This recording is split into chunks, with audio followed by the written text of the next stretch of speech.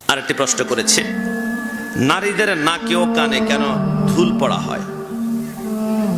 ও মানে নারীদের দুই কানের মধ্যে, এটা তো আসলে সত্যি কথা।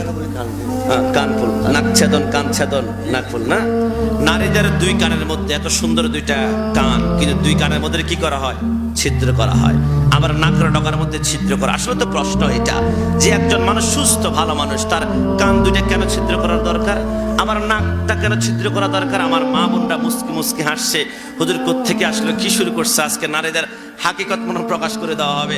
আমি বলি না ভাই, এই তথ্যটা আমি আসলে যে জায়গায় পেয়েছি আমি চমৎকার লেগেছে, আমার থেকে অবাক হয়েছি যে আসলেই তো একজন মা বোনরা এত সুন্দর করে আবার তাদের নাকে কানে ছিদ্র করে অলংকার লাগানো হয় কেন? আমি তথ্যটা পেয়েছি কোন জায়গায়? বিশ্ববিখ্যাত একখানা কিতাব পড়েছি, নাম হচ্ছে কাসাসুল আম্বিয়া, লিখেছেন আল্লামা তাহের সুরাটে। তিনি বলেন, তোমরা জানো নারীদের দুই কান এবং নাক কেন ছিদ্র করা হয়? ইব্রাহিম আলাইহিস সালাম প্রথম বিবাহ করলেন। ইব্রাহিম আলাইহিস সালামের প্রথম স্ত্রীর নাম হচ্ছে হযরতে সারা আলাইহিস সালাম। সারা আলাইহিস সালামের ঘরে 89 বছর হয়ে গেল, ইব্রাহিম আলাইহিস সালামের একটা সন্তান আসলো না। সারা আলাইহিস সালাম বলে, পয়গম্বর আপনি আরেকটা বিবাহ করেন, আমি আপনাকে অনুমতি দিলাম। অনুমতি দেওয়া হলো। ইব্রাহিম আলাইহিস সালাম আরেকটা বিবাহ করলেন হযরতে হাজরা আলাইহিস সালামকে। হাজরা আলাইহিস সালামের ঘরে একটা সন্তান আসলো, নাম হচ্ছে হযরতে ইসমাইল জাবিউল্লাহ। ইসমাইল আলাইহিস সালাম যখন আসলো, এটা স্বাভাবিক যে স্ত্রীর ঘরে সন্তান আসবে তার প্রতি মায়া ভালোবাসা একটু স্বামীর থাকবেই। স্ত্রী যখন হাজরা আলাইহিস সালামের ঘরে সন্তান আসলো, ইব্রাহিম আলাইহিস সালাম হাজরাকে একটু বেশি ভালোবাসতে শুরু করলেন।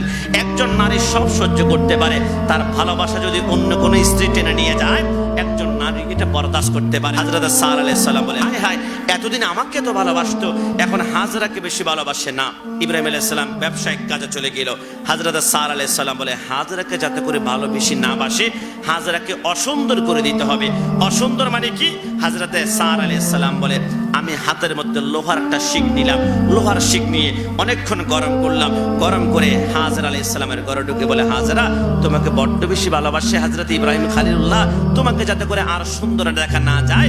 এই কথা বলে সারা আলাইহিস সালাম হাজরা আলাইহিস সালামের ডান কান বাম কান ছিদ্র করে দিলেন, নাকও ছিদ্র করে দিলেন। হযরতে হাজরা আলাইহিস সালাম কান্না করলেন, দুইটা কান একটা নাক ছিদ্র হয়ে গেল, রক্তগুলো টপ টপ করে পড়ে। হযরতে হাজরা আলাইহিস সালাম বলে, ইস, আমার স্বামী যদি এসে দেখে আমার এই দুইটা কান ছিদ্র একটা নাক ছিদ্র। আল্লাহর হাবিব সরকারের মদিনার হাদিস মোবারক হচ্ছে, তোমরা যত বেশি সুন্দর করে সাজতে চাও, স্বামীর সামনে তোমরা সাজো, স্টাইল করো, ডিজাইন করো, ফ্যাশন করো। হাজরা আলাইহিস সালাম বলে, আমি পাগল হয়ে গেলাম, কি করব? এই নাকের ছিদ্র যেভাবে বন্ধ করতে হবে, এই কানের ছিদ্র বন্ধ করতে হবে, যাতে করে আমার স্বামী এসে ছিদ্রগুলো না দেখে। হাজরা আলাইহিস সালাম বলে, আমার কাছে একটা কসমেটিক বক্স ছিল, যেখানে কিছু গোল্ড ছিল, স্বর্ণ ছিল। সেই স্বর্ণের কিছু অলংকার আমি 3টা অলংকার হাতের মধ্যে দিলাম, 2টা অলংকার আমার দুই কানের মধ্যে আমি লাগালাম, যাতে করে ওই ছিদ্রগুলো দেখা না যায়। 2টা অলংকার 2টা কানের ভিতরে লাগালাম, আর একটা নাকের ডগার মধ্যে লাগালাম। কিছুদিন পর ইব্রাহিম আলাইহিস সালাম যখন আসলো, কিরে হাজরা, এতদিন যতটুকু সুন্দর লেগেছে ভালোই, আজকে তো তোমাকে আগের থেকে আরো বেশি সুন্দর লাগছে। যদি বলে সুবহানাল্লাহ। হযরত সারা বলে, করতে চাইলাম কি, এখন হলোটা কি? আমার আল্লাহ বলে, ওরে পৃথিবীর মানুষ, হযরতে হাজরা তার 2 কানের ভিতরে অলংকার লাগিয়েছে, নাকের মধ্যে নথ লাগিয়েছে, নাকফুল লাগিয়েছে। কিয়ামত পর্যন্ত তোমরা তোমাদের মেয়েদের, তোমাদের স্ত্রীদের, তোমাদের মাদেরকে তোমরা নাকে এবং কানে তোমরা অলংকার ব্যবহার করাও। হযরতে হাজরা আলাইহিস সালামের অন্যতম একটা সুন্নাতের সওয়াব পাবে। জোরে বলে সুবহান।